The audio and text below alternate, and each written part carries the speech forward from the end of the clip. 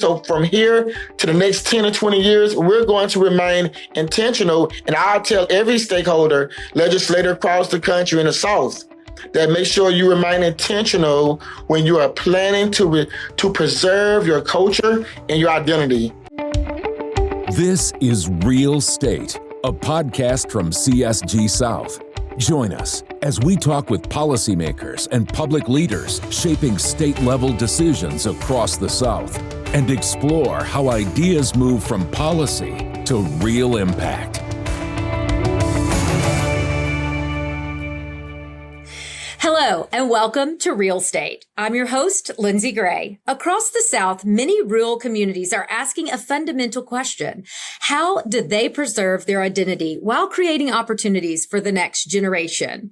The challenge touches everything from agriculture, forestry, and natural resources to education, infrastructure, and local leadership. Ultimately, it's about whether communities can remain vibrant and resilient while building a strong future. In Louisiana, those conversations are especially important in rural and river communities, where economic vitality, cultural identity, and quality of life are deeply connected. Our guest today is Representative C. Travis Johnson of Louisiana. Representative Johnson represents House District 21, which includes communities across Northeast Louisiana. And he serves as Vice Chair of the House Agricultural, Forestry, Aquaculture, and Rural Development Committees. Representative Johnson, thank you for joining us today. Hey, Lindsey, thank you so much for inviting me. Well, thank you for carving out the time. Representative, you've spent years working closely with rural communities across Louisiana. When you look across the rural Louisiana footprint today, what gives you the most optimism? Well, let me tell you, Lindsey, I have the most rural district out of the 105 legislative districts. And so I have 6 parishes. You guys call them counties. We call them parishes in Louisiana. But I tell you, I had to find hope in my district because being so rural and lacking economic resources, I had to go to the drawing board. And the thing that really gives me optimism is knowing that we're in a changing landscape. The world is changing. It's a fine time for rural communities to take a deep dive and take advantage of all of these amazing opportunities that's available right now. And we're going to talk about some of those opportunities today, but often Louisiana is looked at as a boot, right? So if you're looking at the boot, you are the shoelaces, really. That's correct. That's correct. Yes. And the Mississippi runs directly down your district. So the Mississippi River.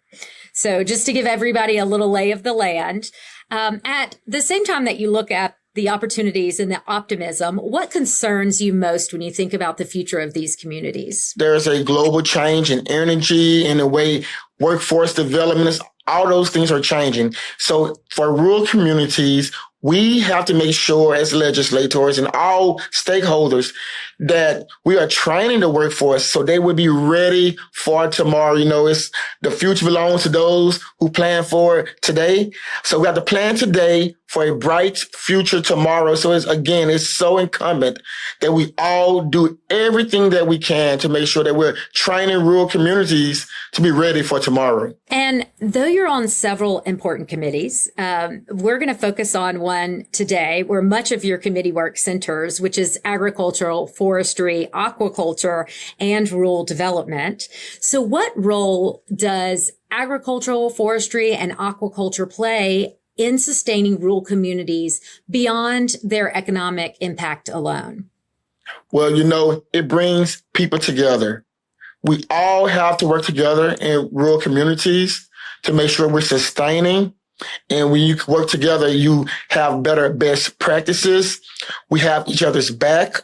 And so, again, believe it or not, in an age of technology where we're always online, working together and going to smaller communities versus you may go to New Orleans or Baton Rouge or Dallas, where in smaller communities, it is vital that we sustain by working together. So that's something we will hear a lot from smaller communities. When you think about the communities you represent, what are the assets and the strengths that policymakers sometimes are overlooking? Lindsey, you said something very important. You described my district as a shoelace of the boot. And so when a boot comes down, then it shoots out. And that shoelace is so vital to Louisiana. We've been seen as agriculture forever. We are the largest agricultural district. But again, we have 4 ports, 2 private airports. We have Interstate 20 that goes along the top of the district. So we are working very diligently to make this district an economic powerhouse. It is one of the most impoverished parts of this Louisiana in the nation. But I tell you, through optimism, we are working hard, putting systems in place so that the future 10 to 20 years from now, it will be thriving. I know that industry flows through there. As I mentioned, the Mississippi River, of course, is going down the center. I did not realize you had so many river ports located in your district. So I'm sure that that is a huge piece of what y'all are doing and moving cargo and moving imports and exports out for the whole country, not just Louisiana. Let's really talk about that. So what do you wish people outside of rural Louisiana better understood about the value these communities bring to the state as a whole? Well, I tell you, you discussed on the Vice Chair of Agriculture. You know, during COVID, we saw those shelves empty. Thinking from shirts to toilet, napkins, plastic forks, everything you name, we have something to contribute to it. And so in those smaller communities, it's a framework for America, making sure that America consumers have their needs, not their wants, but their needs. And again, that's why I take this role so dear and near, because again, we are producing the needs of the world in the country. And so that's something I want people to know about the area and the rural communities. One theme that appears throughout your recent legislative work is helping communities create opportunities while maintaining their local identity. This year, you sponsored House Bill 90, establishing the Faraday Downtown Entertainment District. So I really want to talk about that entertainment district. It is rich with history when I started digging into this. Yes. What opportunity did you see in the Faraday community that led you to sponsor this legislation? Well, first thing is diversifying our economy. So smaller places have a story to tell, Lindsey. Yes. And by telling a story, it can draw tourism. And so do you know the name of Jerry Lee Lewis? Oh, yes. Great Balls of Fire? Yes. Well, guess what? Jerry Lee Lewis is from Faraday, Louisiana, along with renowned Pastor Jimmy Swaggart. They're cousins right from my hometown. And so we started the Faraday Downtown Entertainment District because we are trying to piggyback off the great legacy that they left us. And everyone across the world from Europe come down to Louisiana to visit and learn more about those cousins. And again, we want to build better restaurants, build better tourism displays. And so this is so exciting, and it's near and dear to my heart because guess what? I know Jerry Lee Lewis' grandkids and his great nephews. And so for me, it's like knowing family, right? So for the world, they're like, oh my God, Jerry Lee Lewis. So again, it's about tourism and diversifying the economy for the rural communities. We want to preserve that history and those music icons, especially, and not kind of forget that as we progress on. So how can communities create new opportunities and attract investment while still preserving that character and identity that makes them unique? We do not want to lose who we are because that is what makes small communities the family feel. When people come and visit, they don't want to visit a big city. They want to visit a small antique shop. They want to visit vintage location. They want to feel the history of where they're visiting. And so again, we know, so we have to be intentional. Our planners and our stakeholders have to make sure that we're intentional in our economic development plans for the region. So from here to the next 10 or 20 years, we're going to remain intentional. And I tell every stakeholder, legislator across the country in the South, and make sure you remain intentional when you are planning to preserve your culture and your identity. Yeah, I just did some kind of a little bit digging on this entertainment district to prepare for our conversation, and I found myself kind of staying in there a lot longer than normal because it's so Very interesting. interesting, isn't it? Yes, so Yeah. interesting. And y'all have plans to revitalize so many special buildings and keep the architecture as well as that history that you talked about in those individuals. It's really quite the effort. It's going to take several years, but it was really cool. And I believe there's a festival around it and all kinds of stuff. Yes. Many of these old rural communities have a lot of history. So that comes with historic tax credits and whatnot. So again, we're finishing 4 buildings this year and we'll finish 3 more next year. Amazing. And the historic tax credits, those are passed by the legislature. Those are decisions made by the House and the Senate of Louisiana. So you are an integral piece in moving that forward. So we're excited to watch how it continues. Another focus of your recent work has been connectivity and regional collaboration.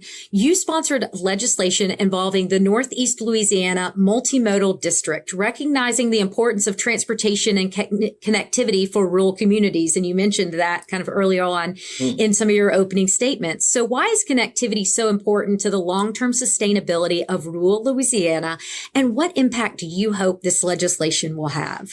Well, Lindsey, I am a big advocate for the environment. And I said that because that shoelace you mentioned, the Mississippi River is along that shoelace that you mentioned. And with the 4 ports, when our river is low, it is hard for those commodities to get up and down the river. And last year and the year before, the river went lower than we've ever witnessed in my lifetime. And so I had to do the legislation, the multimodal, to make sure that if the river do go down, we can focus on commercial trains and those other connectivities. And so again, we have to be sustainable in making sure that businesses are able to ship cargo, to ship products up and down the river. And so when they are importing and exporting, we want to make sure that we're doing our part as local leaders to make sure that they have everything they need to make sure the job is done. So in your district, it really is roads, bridges, ports, planes, trains, and automobiles. You mentioned, trains. You mentioned 2 airports that are also private that are in your area. So, I mean, you really do have, you're touched by almost all of it. So that's correct. We've got to make sure that infrastructure, remains strong. And when people hear infrastructure, they often only think about the roads and the bridges. But in Northeast Louisiana, the Mississippi River is a critical transportation and economic asset. So how should policymakers think about connectivity in a region where waterways, highways, and local communities are so interconnected? The river is a $220 billion industry up and down the river. So that alone make you look twice, right? But policymakers need to know what the consumers need, what our businesses need, because it's our job to make sure that they have the proper infrastructure. Because again, what we said earlier, we have to make sure that we are shipping goods for all of America, right?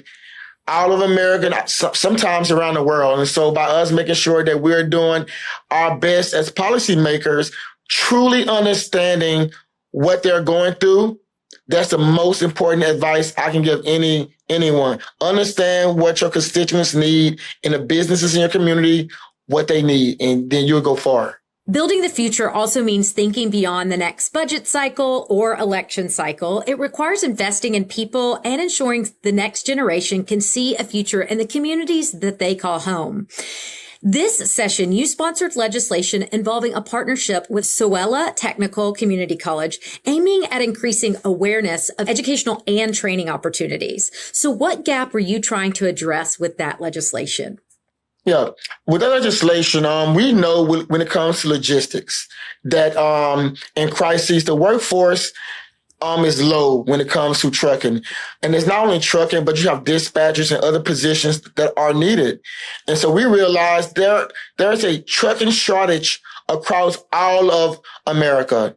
and also Louisiana. So we are going into the high schools, making sure that we are training a workforce that will be ready for tomorrow. And to add more to that, Lindsey, I also created legislation called the Delta Economic Research and Sustainability District in 2021.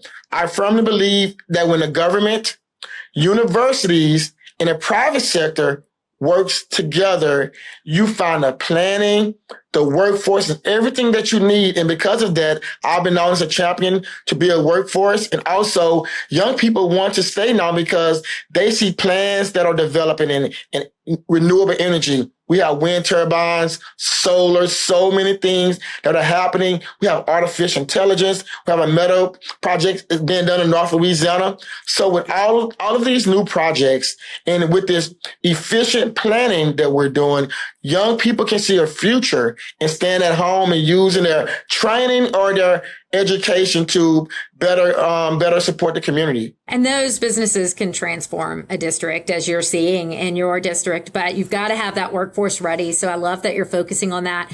Workforce is so important across the Southern it is. We talk about it so much. So I love kind of hearing how different legislators have partnered with different technical communities, technical colleges within their community, and the workforce job readiness that they're creating. Yes. So that is really a niche for transportation, logistics, trucking. Yes. There's some good money in that for those young folks. That's correct. That is correct. And the win that they might get to travel the world, but then come back home is really exciting, I'm sure, for a lot of folks to see the next future. And they don't have to move away in order to accomplish that. That's what it's about. Yes. Yeah.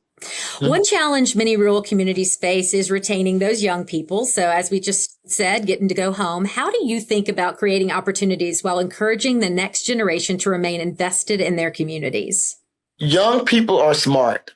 Yeah. And they want to see the plans. They want to see your 10-year plan. They want to see your 20-year plan, and they want to see action. And I can tell you that through all of our stakeholders, we are communicating with the communities. We are having town halls. We are doing Zooms. We are doing everything we can. We're hosting small mini summits to make sure that we're educating our young people. We're going to the high schools. We're going to the high schools with 9th to 12th graders, letting them know how the future looks. And so we just had 41 students graduating sustainable agriculture. We had 17 students graduating drone certification. We had 11 students finish artificial intelligence certification. And we just had 7 finishing cybersecurity. And we partnered with the universities through the Delta Economic Research and Sustainability District. And we go into the schools and work with the superintendents and the school boards to make sure within 5 to 7 years that we will have one of the biggest workforces in Louisiana for 21st century jobs. That's awesome. Yeah, that does not just happen, right? That is a lot of hard work. It's hard work and planning, Lindsey. Yes. Hard work and planning with all stakeholders working together. Well, they need good legislators like you that will stay the course with them and make sure things like that happen and that those laws are passed, but then the action on the other side of that law, really continues on. So thank you. So with that long-term planning, and as you mentioned, the young folks, they want to see what is your 10-year plan? What is your 20-year plan? What does success look like for rural Louisiana community 20 years from now? What would you deem a success? I take my time in traveling the world from Europe to even Africa, just watching the G20 summit and just realizing where we're going as a world. And I see rural communities being a smart place with everyone having access to internet.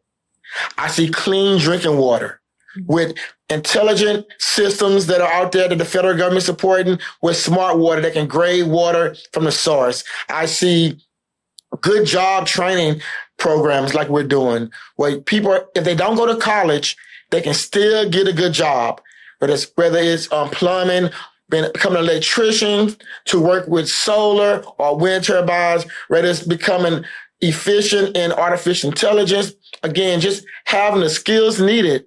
I also see good transportation. I see transportation where roads are safe in communities. Also, and last but not least, good fresh food.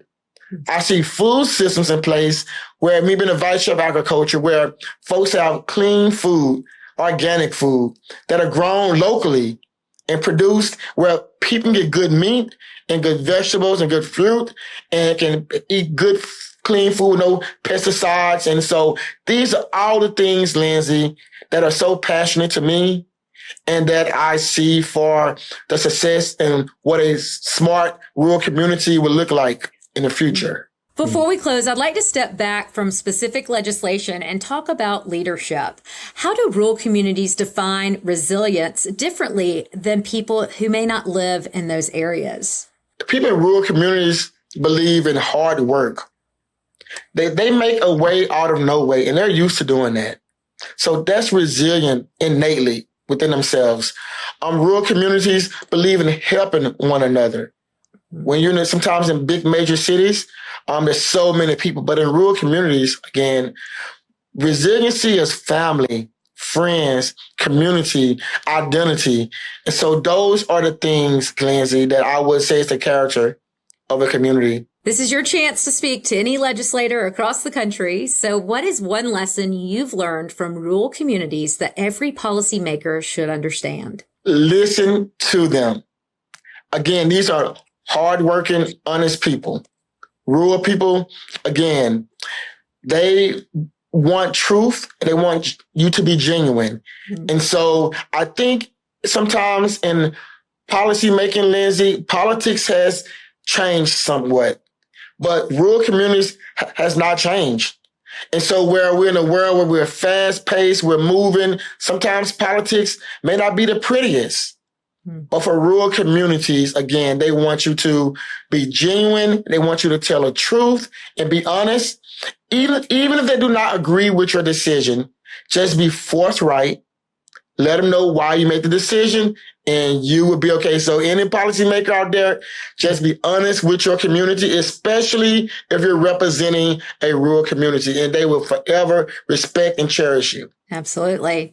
So good advice and good kind of feedback for any legislator listening, because particularly in the South, but really across the country. I mean, rural communities exist in every single state. So the communities that you represent, and the things that we've talked about today can be very specific to Louisiana, but many of these issues are playing out in rural communities across the South. So when you talk with leaders from other Southern states, where do you find the most common ground when it comes to the future of rural communities? I get to come to amazing conferences such as the CSG. I'll be there in Lexington this summer. At those conferences and the different ones I go to, and I meet other rural legislators, we're all excited about the future. Again, I said it earlier, but there are so many opportunities that we just haven't seen in a long time.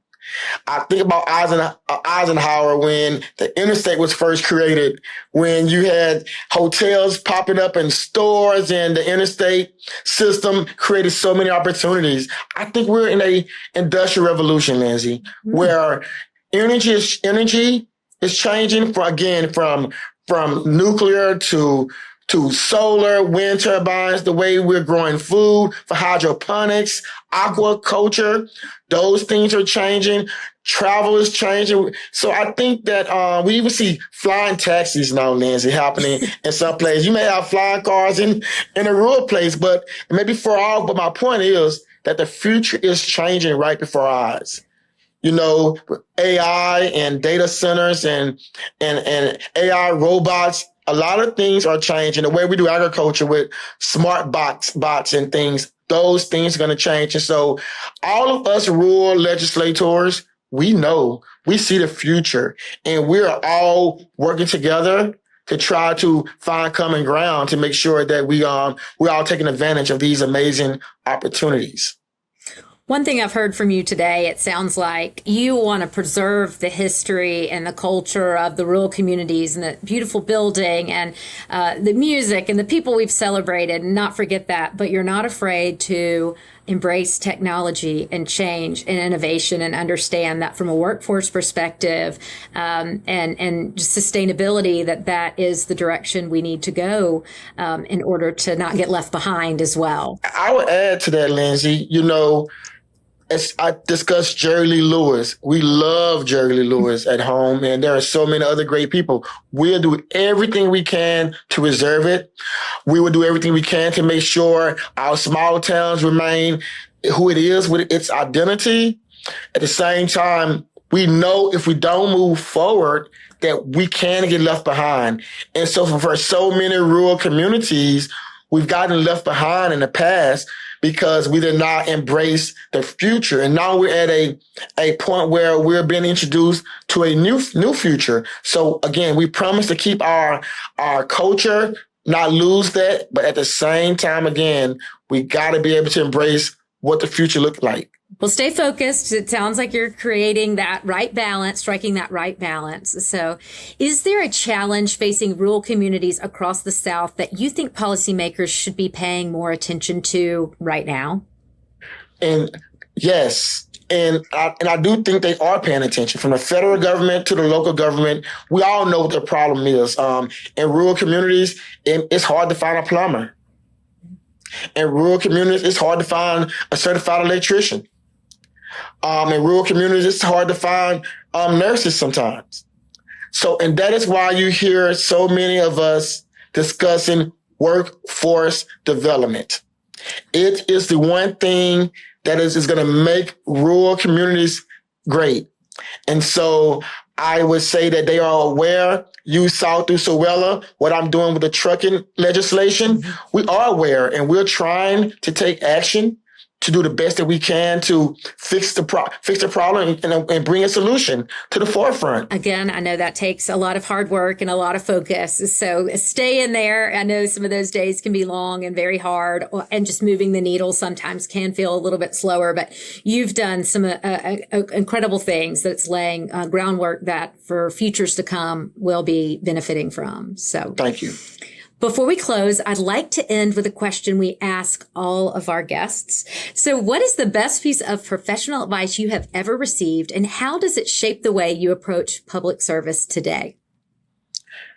Lindsey, when I think of that, I don't know who made this statement, but it is so profound. It is who I am. And the advice that I was given a long time ago is to find what you have in common with others instead of focusing on what you have that is different. And with that approach, Lindsey, I have been a person who works with everybody. Republicans, Democrat, Green Party, no matter what color you are, I will always find what we have in common. And that common ground can often lead to civility and very tense conversations and Discussions and negotiations that y'all do during session and really throughout the year. So great advice. Everybody follow that advice because it is definitely working. And Representative Johnson, you embody that. So Representative Johnson, thank you for joining us and for sharing your perspective on rural Louisiana, community stewardship, and what it takes to build for the next generation. I also appreciate your leadership, not only in Louisiana, but across the southern region. Congratulations on your recent election as vice chair of CSG South's Agricultural and Rural Development Community. And to our listeners, thank you for tuning in to Real Estate. For more conversations like this and more about the work of CSG South, visit csgsouth.org. I'm Lindsey Gray. Let's keep it real. Thank you for joining us today on Real Estate, where we keep it real about what really matters.